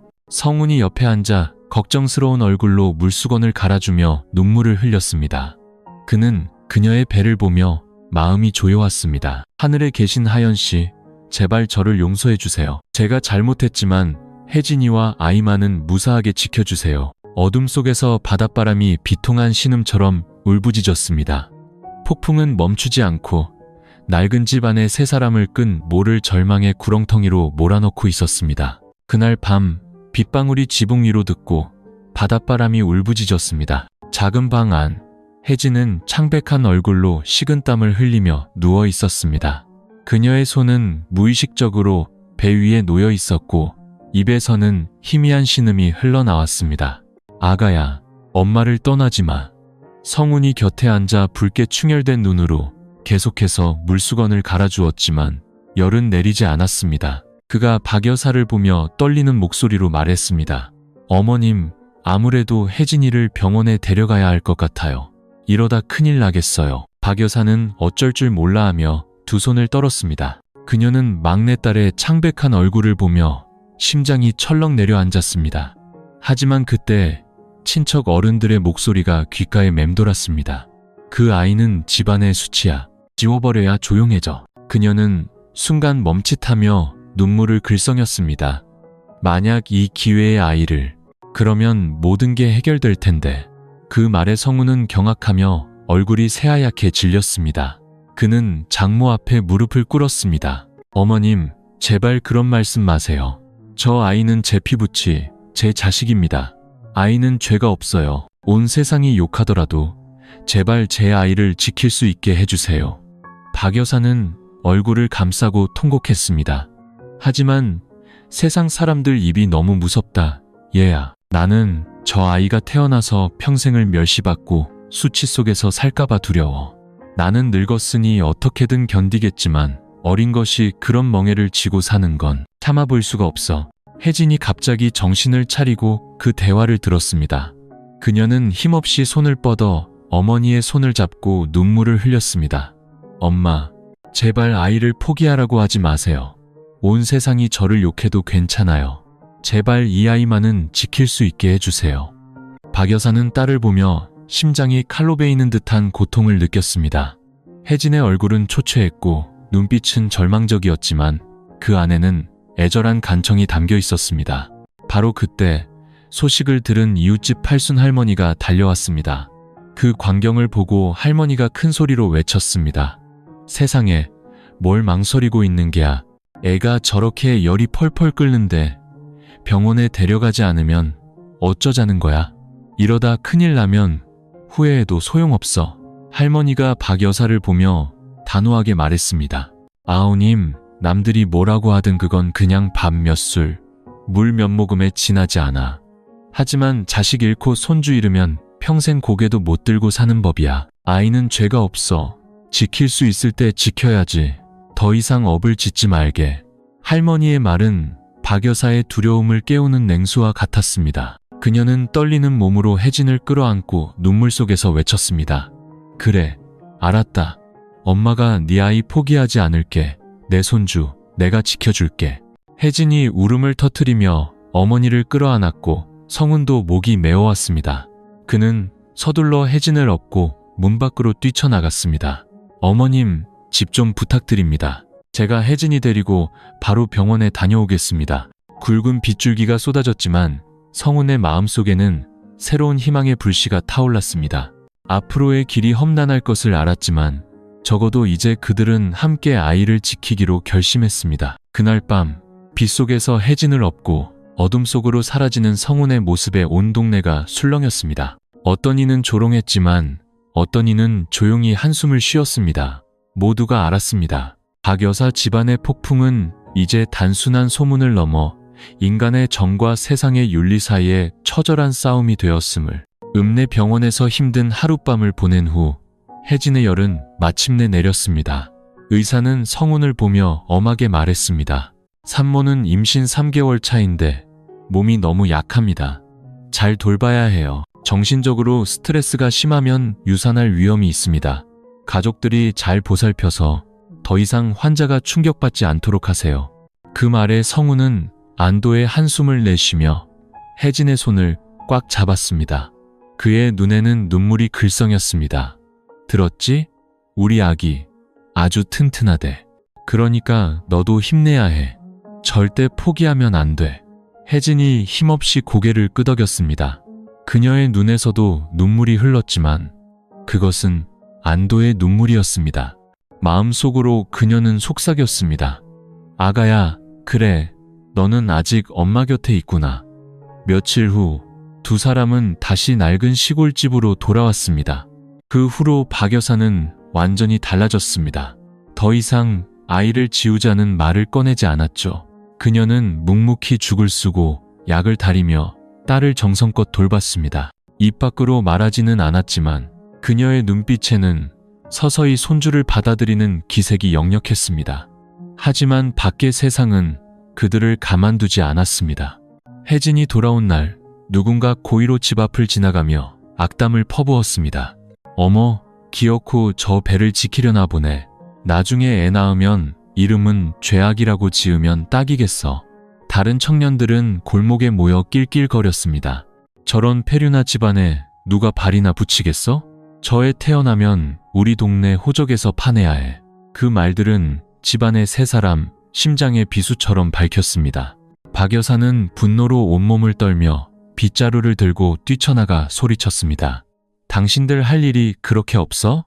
남이 죽든 살든 당신들이 밥 한 끼라도 보태준 적 있어? 그 악한 입 좀 다물어. 하지만 등 뒤에서는 더 큰 비웃음 소리가 터져 나왔습니다. 세상의 입방아는 막을수록 더 거세졌습니다. 집안에서 모든 것을 들은 혜진의 눈이 붉어졌습니다. 그녀가 성운을 보며 목맨 소리로 말했습니다. 봤죠? 이런 마을에서 어떻게 살 수 있겠어요? 그들은 우리에게 어떤 길도 내주지 않을 거예요. 성운이 그녀의 어깨를 꽉 잡고 한 글자 한 글자 힘주어 말했습니다. 상관없어. 남들 입방아는 바람 같은 거야. 욕하다 지치면 그만두겠지. 중요한 건 우리가 똑바로 살면서 아이를 훌륭하게 키우는 거야. 언젠가는 그들도 입을 다물게 될 거야. 혜진은 말없이 눈물만 흘렸지만 마음속에는 작은 믿음이 싹 텄습니다. 그날 밤 가족이 저녁을 먹고 있을 때 갑자기 누군가 마당으로 돌을 던졌습니다. 이 수치스러운 집구석은 동네에서 꺼져라 하는 고함과 함께 박 여사는 깜짝 놀라 수저를 떨어뜨렸고 혜진은 겁에 질려 배를 감싸 안고 벽으로 몸을 숨겼습니다. 성운이 벌떡 일어나 마당으로 뛰쳐나가 소리쳤습니다. 어떤 놈이야? 비겁하게 숨지 말고 나와. 골목에서는 멀어지는 발소리만 들렸고 어둠 속으로 사라졌습니다. 개 짖는 소리만이 동네에 울려 퍼졌습니다. 성운이 돌아오며 굳은 얼굴로 말했습니다. 어머님, 혜진아, 더는 누구도 우리를 괴롭히게 두지 않겠어. 만약 또 이런 짓을 하면 경찰에 신고할 거야. 이 나라에 법이 있는데 어떻게 사람들이 마음대로 욕하고 핍박하게 둘 수 있겠어? 박 여사는 말없이 고개를 끄덕였습니다. 그녀의 눈에는 눈물이 가득했습니다. 그녀는 이 길이 험난할 것을 알았지만 적어도 이제 딸과 뱃속 아이에게는 성운이라는 기댈 언덕이 생겼습니다. 낡은 시골집 하연의 제사상 위로 향연기가 피어올랐습니다. 사진 속 온화한 얼굴이 모든 것을 지켜보는 듯해 보는 이의 마음을 아프게 했습니다. 성운은 조용히 세상을 떠난 아내를 보며 속삭였습니다. 하연아, 나를 용서해줘. 내가 잘못했지만 약속할게. 네 동생과 내 아이를 훌륭하게 키워낼게. 온 세상이 욕하더라도 내가 다 짊어질게. 밖에서는 바닷바람이 그의 조용한 맹세를 증명하듯 윙윙 불고 있었습니다. 어느 무더운 오후, 성운은 하연의 제사상 앞에 오랫동안 앉아 있었습니다. 그는 향을 피우며 조용히 기도했습니다. 하연아, 내가 당신에게 죄를 지었어. 하지만 더는 당신 동생과 내 아이가 고통받게 둘 수는 없어. 당신에게 허락을 구할게. 혜진이와 결혼해서 아이에게 떳떳한 가정을 만들어주고 싶어. 우리 아이가 더 이상 수치 속에서 살지 않도록. 향연기가 피어올랐습니다. 성운은 깊이 고개를 숙였고 그의 거친 손등 위로 눈물이 떨어졌습니다. 그날 밤 그는 박 여사와 혜진을 거실로 불러 단호하게 말했습니다. 어머님, 이 일이 받아들이기 힘드시다는 것 압니다. 하지만 저에게는 다른 방법이 없습니다. 혜진이와 결혼하고 싶습니다. 어머님께서 허락해 주셔서 혜진이에게 그리고 우리 아이에게 떳떳한 이름을 찾아주고 싶습니다. 집안은 순식간에 조용해졌습니다. 혜진은 그 자리에 얼어붙었고 배를 감싸쥔 두 손이 떨렸습니다. 그녀는 형부가 이렇게 직접적으로 말할 줄은 몰랐습니다. 박 여사는 충격에 휩싸여 붉어진 눈으로 말했습니다. 성운아, 네가 지금 무슨 말을 하는지 알고 있니? 처제와 결혼하는 건 천인공노할 일이야. 온 동네와 집안이 우리에게 침을 뱉을 게다. 성운이 힘주어 말했습니다. 이미 침을 뱉고 있습니다. 어머님, 혜진이는 매일 욕을 듣고 손가락질을 당하고 있어요. 저는 혜진이가 남편 없는 아이 엄마로 살게 할 수 없습니다. 어머님, 제발 어머님 손주의 미래를 생각해 주세요. 혜진이 울음을 터뜨리며 얼굴을 감쌌습니다. 저는 그럴 자격이 없어요. 저와 결혼하면 형부는 평생 더러운 꼬리표를 달고 살아야 해요. 성운이 다가가 그녀의 손을 꽉 잡았습니다. 내가 그 꼬리표를 달게. 너와 아이만 평안하다면 나는 뭐든지 감당할 수 있어. 성훈이 혜진과 결혼하고 싶다는 소식은 순식간에 집안 전체에 퍼졌습니다. 다음 날 큰아버지가 분노로 얼굴이 시뻘개진 채 친척들을 이끌고 들이닥쳤습니다. 듣자 하니 내 놈이 결혼식을 올리겠다더구나. 성훈아, 네가 미쳤느냐? 이 집안은 이미 내 놈 때문에 망신을 당했다. 이제 그 수치를 대놓고 광고라도 하겠다는 거냐? 성훈은 똑바로 서서 큰아버지를 마주봤습니다. 제가 잘못한 것 압니다. 하지만 모든 것을 책임지겠습니다. 저는 혜진이를 버릴 수 없습니다. 아이에게는 아버지가 필요합니다. 한 삼촌이 분노에 차소리쳤습니다. 아버지? 그 아이는 죄악의 씨앗이야. 무슨 결혼이냐? 큰아버지가 지팡이를 바닥에 내리쳤습니다. 만약 내 놈이 감히 결혼식을 올린다면 내가 온 집안 사람들을 끌고 와서 막을 것이다. 그런 폐륜적인 결혼식은 이 신안 땅에서 절대 열릴 수 없다. 그 고함 소리에 혜진은 겁에 질려 성훈의 등 뒤로 숨었고 박 여사는 의자에 주저앉아 눈물을 펑펑 쏟았습니다. 그녀는 막내딸이 선택한 길이 가시밭길임을 알았지만 성훈의 결연한 눈빛을 보며 누구도 그를 막을 수 없으리라 직감했습니다. 친척들이 돌아간 후 성훈이 박 여사에게 단호하게 말했습니다. 어머님, 더는 집안 어른들의 허락을 구하지 않겠습니다. 오직 어머님께만 허락을 구합니다. 저희 결혼식을 허락해 주세요. 제가 약속드립니다. 아무리 가난하고 손가락질 받아도 똑바로 살아서 세상 사람들에게 보여주겠습니다. 사람이란 남들의 입방아로만 평가되는 것이 아니라는 것을요. 박 여사는 눈물을 닦으며 목맨 소리로 말했습니다. 나는 그저 너희가 떳떳하게 살기만을 바랄 뿐이다. 너희가 결심했다면 더는 막지 않겠다. 하지만 그 결혼식이 순탄치 않을까봐 걱정이구나. 밖에서는 달이 떠오르고 바닷바람이 거세게 불며 앞으로 닥칠 폭풍을 예고하고 있었습니다. 성훈이 혜진의 손을 꽉 잡고 속삭였습니다. 무슨 일이 있어도 나는 절대 내 손을 놓지 않을게. 결혼식 날 신안의 하늘은 흐렸고 바람이 거세게 불었습니다. 화려한 예식장도 현수막도 없었습니다. 마당에 놓인 낡은 상위에는 떡 몇 접시와 음료수 몇 병이 전부였습니다. 혜진은 방 안에서 언니가 입었던 낡은 한복을 입고 앉아 있었습니다. 떨리는 두 손으로 배를 감싸 안은 그녀의 눈은 붉었지만 눈빛만은 단단했습니다. 박 여사가 옆에 앉아 떨리는 손으로 딸의 머리를 빗겨주며 목맨 소리로 말했습니다. 혜진아, 네가 참 힘든 길을 택했구나. 하지만 이미 네가 결심했으니 하늘이 너희를 굽어 살펴주시길 바랄 뿐이다. 혜진이 어머니를 끌어안고 눈물을 흘렸습니다. 엄마, 죄송해요. 저희 꼭 떳떳하게 살아서 엄마가 부끄럽지 않게 할게요.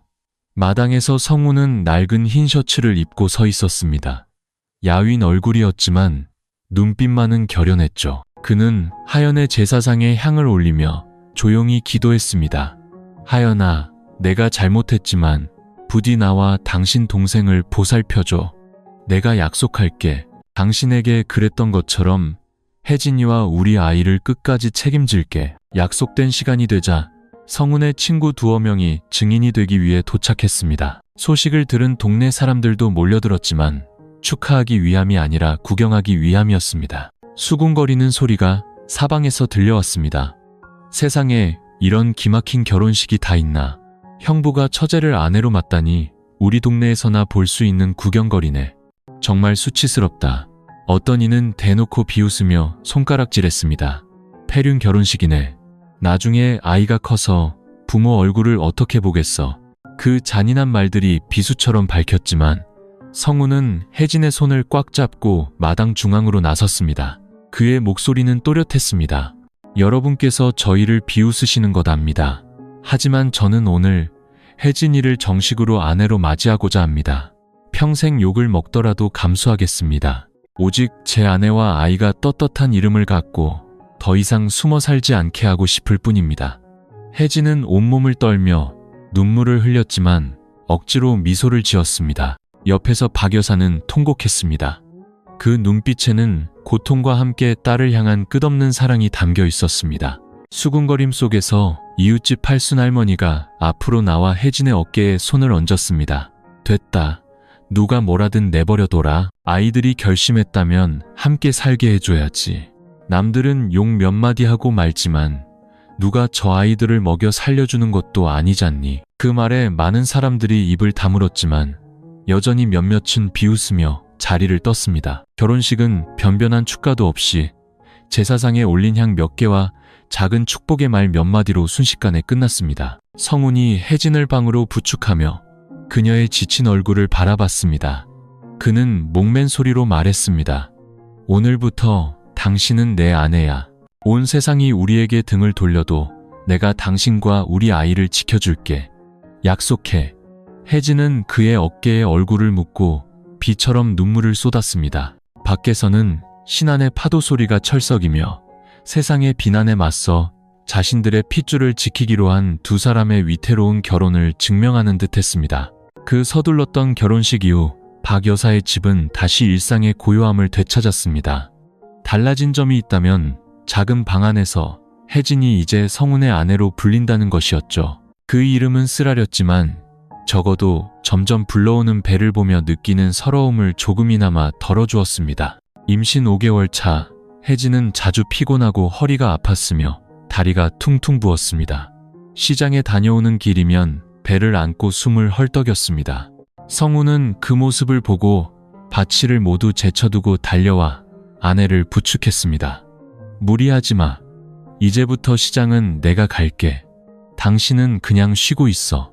혜진이 억지 미소를 지으며 목맨 소리로 말했습니다. 사람들이 또 욕할 거예요. 남자가 애 뺀 아내 대신 시장 본다고 망신이라고 할까봐 무서워요. 성훈이 그녀의 손을 잡고 단호하게 말했습니다. 상관없어. 망신인지 아닌지는 우리가 어떻게 사느냐에 달린 거지 남들 입에 달린 게 아니야. 나한테는 당신과 우리 아이가 제일 중요해. 그 말에 혜진의 눈시울이 붉어졌습니다. 세상의 비난 속에서 마음이 따뜻해지는 순간이었습니다. 박 여사도 많이 변했습니다. 여전히 마음속에 수치심을 안고 살았지만 매일 밤 딸을 위해 닭을 고고 보약을 다렸습니다.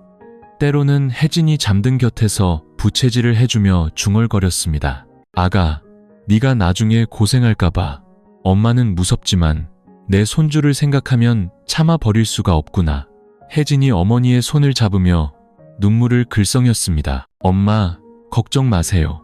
성훈 씨가 곁에 있으니 우리 이겨낼 수 있어요. 동네의 여론은 여전히 차가웠습니다. 성훈이 일하러 나갈 때면 누군가 길을 막고 비아냥거렸습니다. 어이, 귀한 사위 나셨네. 아내 죽은 지 얼마나 됐다고 처제를 아내로 삼다니 대단해.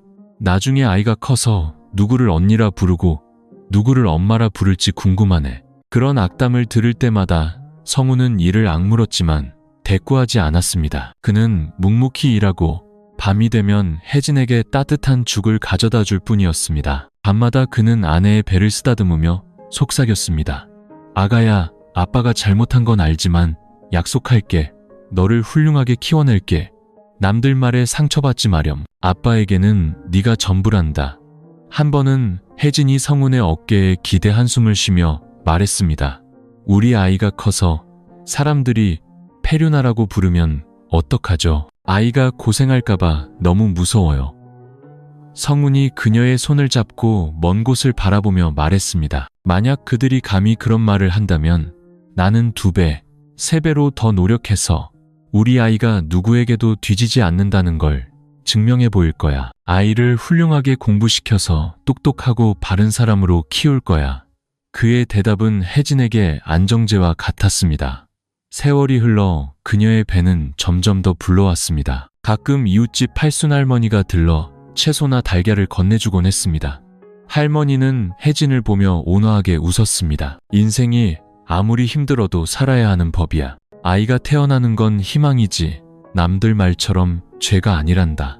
할머니의 말에 혜진은 눈물 속에서 미소 지었습니다. 그녀는 이제 혼자가 아니라고 느꼈습니다. 곁에는 어머니와 남편이 있었고 적어도 자신들을 가엾게 여기는 사람도 있었으니까요. 그날 밤 바닷바람이 불어올 때 혜진은 뱃속에서 들려오는 아이의 작은 심장 소리를 들었습니다. 그녀는 속삭였습니다. 아가야, 엄마가 끝까지 너를 지켜줄게. 밖에 폭풍이 아무리 거세도 엄마는 절대 내 손을 놓지 않을 거야. 9월, 신안의 하늘은 무더웠고 바다에서 불어오는 바람은 불길처럼 뜨거웠습니다. 낡은 집 안 만삭의 해지는 한 걸음 떼는 것조차 힘겨웠습니다. 작은 움직임에도 등에서는 땀이 비오듯 쏟아졌죠.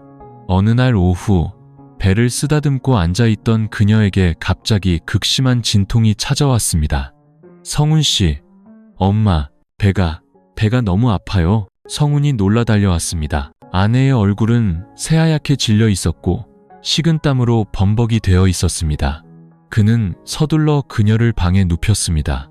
혜진아, 조금만 참아. 곧 아기가 나오려나 봐. 박 여사가 떨리는 손으로 이웃을 불렀습니다.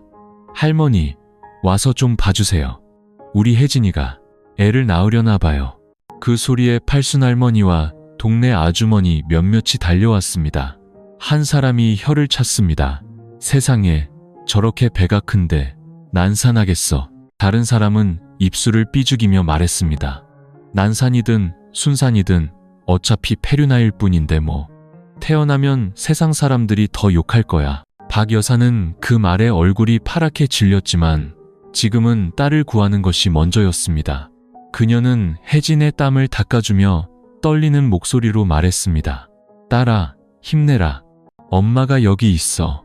좁은 방 안, 혜진의 비명이 끊임없이 울려 퍼졌습니다. 성우는 밖에서 타는 속으로 서성였습니다. 아내의 고통스러운 비명을 들을 때마다 그는 주먹을 꽉 쥐고 중얼거렸습니다. 하느님, 제발 두 사람 모두 무사하게 해주세요. 할머니가 산파 역할을 하며 소리쳤습니다. 혜진아, 힘내라. 아기를 위해서 강해져야 해. 알겠니? 진통은 몇 시간 동안 계속되었고 혜진의 이마에서는 땀이 강물처럼 흘렀습니다. 그녀는 이를 악물고 소리쳤습니다. 아가야, 어서 엄마한테 와. 마침내 응애 하는 우렁찬 울음소리가 집안 가득 울려 퍼졌습니다. 할머니가 핏덩이 아기를 안아들고 기쁨에 겨워 떨리는 목소리로 외쳤습니다. 아들이다. 산모도 아기도 모두 건강해.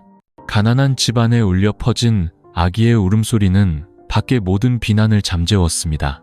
성우는 울음을 터뜨리며 방으로 달려와 아내의 침대 옆에 무릎을 꿇고 그녀의 손을 잡았습니다. 혜진아, 정말 잘했어. 우리 아들이야. 우리 아들. 혜진은 지친 몸으로 눈물 속에서 미소 지었습니다. 박 여사는 바닥에 주저앉아 어깨를 들썩이며 울었습니다. 기쁨과 슬픔이 뒤섞인 눈물이었습니다. 세상에, 내 손주. 마당의 사람들은 아직 흩어지지 않았습니다. 호기심 많은 누군가가 속삭였죠. 태어났네. 저 아이는 이제 평생을 손가락질 받으며 살겠지. 하지만 어떤 이는 조용히 한숨을 쉬었습니다. 아이가 무슨 죄가 있겠어. 부디 무사히 잘 크길 바랄 뿐이야. 할머니가 아기를 낡은 천에 싸서 혜진에게 안겨주었습니다. 아기는 작은 손을 허공에 휘저으며 울었습니다. 혜진은 아이를 품에 안고 이마에 입을 맞추며 눈물을 뚝뚝 흘렸습니다. 아가야, 평생 엄마가 욕을 먹더라도 엄마는 너를 지켜줄게. 성훈이 옆에 앉아 두 사람을 감싸 안았습니다. 그의 눈빛은 어둠 속에서 밝게 빛났습니다. 그는 속삭였습니다. 우리 가족은 이제부터 시작이야. 혜진아, 어떤 폭풍이 와도 나는 절대 내 손을 놓지 않을게. 하연의 제사상 위로 향 연기가 피어올랐습니다. 사진 속 온화한 얼굴이 미소 띈 채 모든 것을 지켜보는 듯해 보는 이의 마음을 뭉클하게 했습니다. 밖에서는 파도 소리가 자장가처럼 들려오며 수많은 풍파 속에서 세상의 첫 발을 내디딘 작은 생명을 위로하는 듯 했습니다. 시간이 쏜살같이 흘러 성훈과 혜진의 아들은 어느덧 1살이 넘었습니다. 아이는 포동포동하고 하얀 피부에 똘망똘망한 눈을 가졌습니다. 아이가 웃을 때마다 낡은 시골집은 생기로 가득 찼습니다.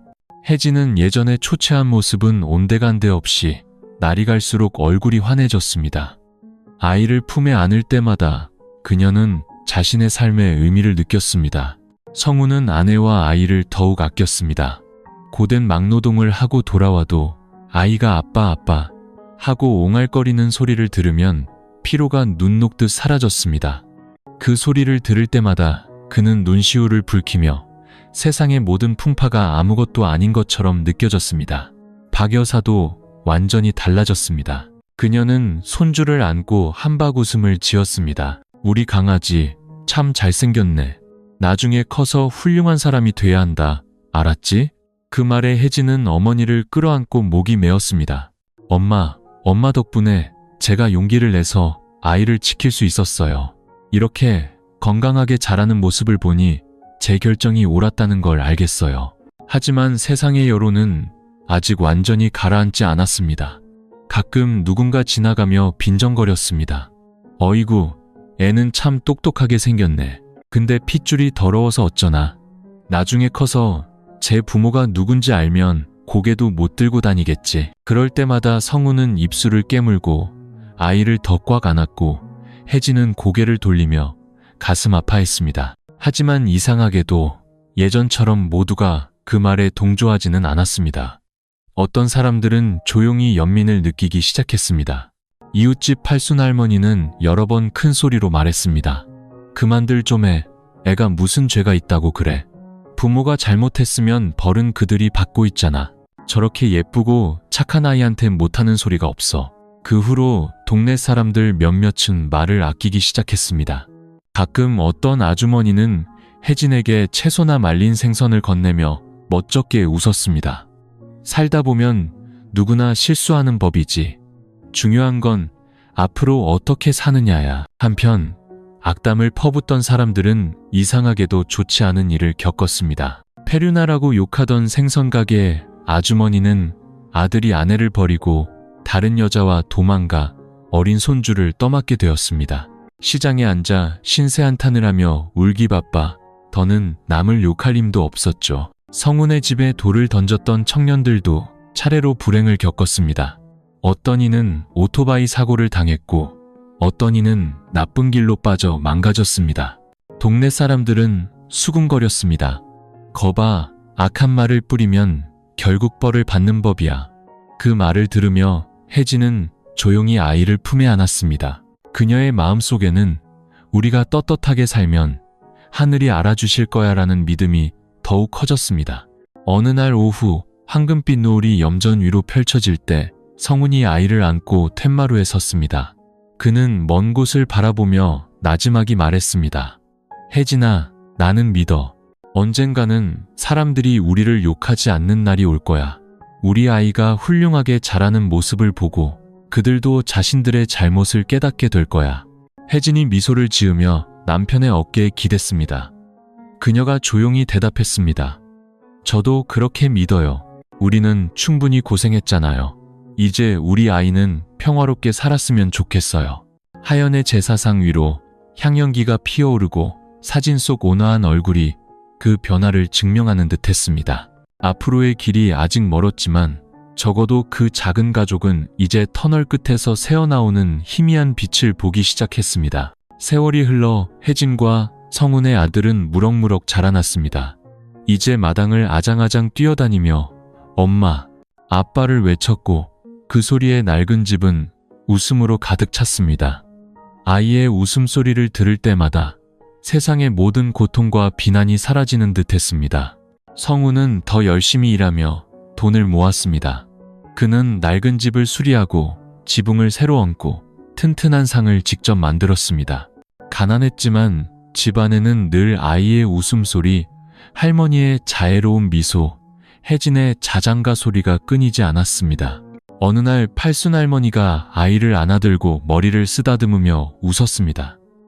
어이구, 우리 손주 참 똑똑하게 생겼네. 나중에 학교 가면 다른 애들보다 훨씬 잘할 거야. 혜진은 자랑스러운 미소를 지었습니다. 그녀가 겪었던 모든 고통과 슬픔이 건강하게 자라는 아이를 보며 눈 녹듯 사라지는 기분이었습니다. 모든 희생이 가치 있었다고 느꼈죠. 하지만 세상의 시선은 여전히 남아 가끔 누군가 빈정거리는 말을 던졌습니다. 하지만 예전과 달랐습니다. 이제는 모두가 그 말에 동조하지 않았고 오히려 그들을 보호하는 목소리가 나오기 시작했습니다. 그만들 좀 하세요. 저 부부가 저렇게 떳떳하게 사는데 아직도 부족해요? 아이는 죄가 없으니 더는 욕하지 마세요. 그 말을 들을 때마다 혜진은 눈시울을 붉혔고 성우는 아내의 손을 꽉 잡으며 고마움을 느꼈습니다. 한편 악담을 퍼붓던 사람들은 차례로 대가를 치렀습니다. 가장 심하게 비난했던 생선가게 아주머니는 아들이 도박에 빠져 빚더미에 앉게 되었습니다. 가게를 팔고 시장 구석에 초라하게 앉아있는 그녀는 혜진을 마주쳐도 고개를 숙일 뿐 더 이상 아무 말도 하지 못했습니다. 성운의 집에 돌을 던졌던 청년들은 절도죄로 감옥에 가거나 약에 빠져 폐인이 되었습니다. 동네 사람들은 고개를 저으며 말했습니다. 인과응보야. 뿌린 대로 거두는 법이지. 어느 날 오후 가문의 큰어른이었던 큰아버지가 지팡이를 짚고 찾아왔습니다. 그는 무척 늙고 쇠약해 보였고 눈빛에 날카로움도 많이 무뎌져 있었습니다. 아이가 달려와 다리에 매달리자 그는 그 자리에 멈춰섰습니다. 아이는 천진난만하게 올려다보며 활짝 웃었습니다. 할아버지, 큰아버지는 깜짝 놀랐습니다. 아이의 맑은 목소리에 그의 굳었던 마음이 녹아내리는 듯했습니다. 그는 자리에 앉아 조용히 아이의 머리를 쓰다듬었습니다. 박 여사는 그 광경을 보고 눈물을 글썽였고 성운과 혜진도 말없이 서 있었습니다. 큰아버지가 한숨을 쉬며 나지막이 말했습니다. 내가 너무 모질었구나. 어찌됐든 이 아이는 죄가 없다. 너희는 이 아이를 훌륭하게 키워서 나중에 세상 앞에 떳떳하게 설 수 있도록 해야 한다. 말을 마친 그는 일어나 천천히 문 밖으로 나섰습니다. 그의 뒷모습이 붉은 노을 속으로 사라졌습니다. 그날 밤 혜진은 아이를 안고 성운에게 속삭였습니다.